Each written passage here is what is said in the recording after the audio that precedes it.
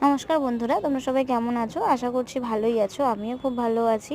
আজ আমি রান্না করছি ভোলা মাছ, তাই ভাবলাম তোমাদের সাথে একটু শেয়ার করি।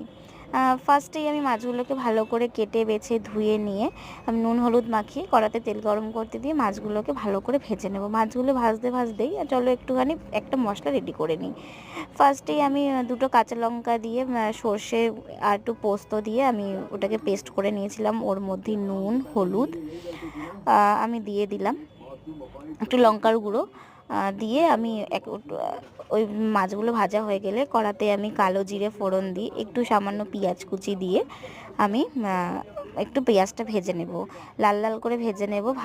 লাল লাল করে ভেজে নেব। ভাজা হয়ে গেলে পরে আমি ওই যে পেস্টটা করে রেখেছিলাম সর্ষে, সেই পেস্টটা দিয়ে দেবো। বেশিক্ষণ নাড়বো না, কারণ সর্ষে যেহেতু বেশি জাল দিলে তেতো হয়ে যায়, সেই জন্য বেশিক্ষণ নাড়বো না। তারপর দুটো ফুটে গেলেই আমি কাঁচা লঙ্কা দিয়ে দেবো, সামান্য একটু জল দিয়ে দেবো, তারপর মাছগুলোকে ছেড়ে দেবো। নামানোর আগে একটু ধনেপাতা কাঁচা তেল দিয়ে নামিয়ে দেবো। তোমার যদি ভিডিওটা ভালো লেগে থাকে একটা লাইক কমেন্ট শেয়ার করবে। ততক্ষণ ভালো থাকবে, সুস্থ থাকবে, আর চ্যানেলটাকে সাবস্ক্রাইব করে দেবে প্লিজ।